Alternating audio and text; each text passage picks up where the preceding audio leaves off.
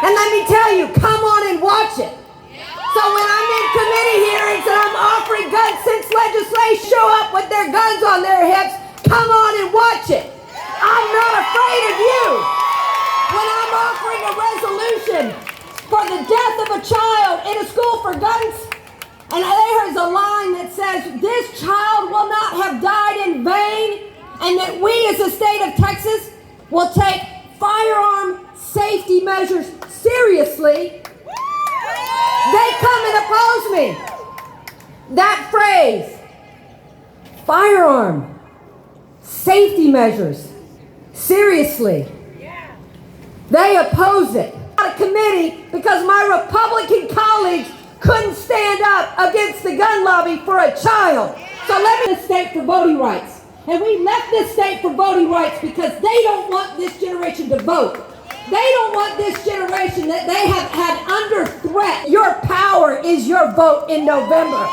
And so you can do everything on your phone. You can get your license. You can buy a car. Hell, you can buy a house. But you can't register to vote on this phone. And by the way, you got 30 days waiting period. So you tell them, you know when your birth date is, you're registering to vote, and you are time that you send elected officials that will protect second graders as much as they'll protect the damn Second Amendment.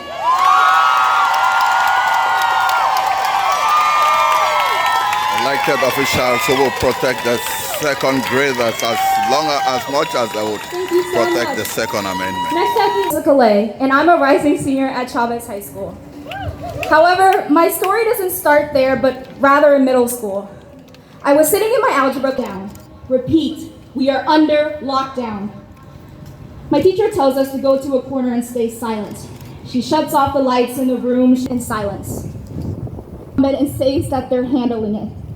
Immediately, I tighten my throat, my breathing, take out my phone and text my mom, I love you.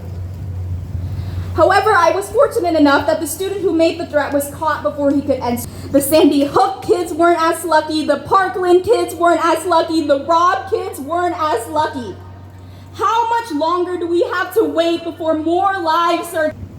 But when you see 19 kids die, when you hide in the dark with your other classmates, when you walk into school not knowing if you'll die in there or not, and why we find it difficult to wait.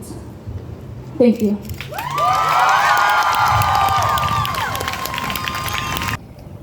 No justice.